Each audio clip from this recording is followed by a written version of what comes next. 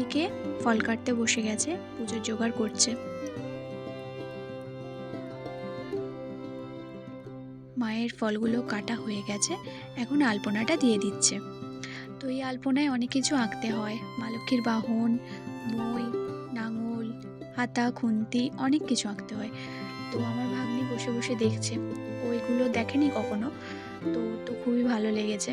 মা লক্ষ্মীকে সাজিয়ে সুন্দরভাবে পুজোর জায়গায় নিয়ে চলে এসেছে, আর পুজোর স্থানটাকেও খুব সুন্দরভাবে সাজিয়ে দিচ্ছে, ঘট, আম পল্লব এসব দিয়ে।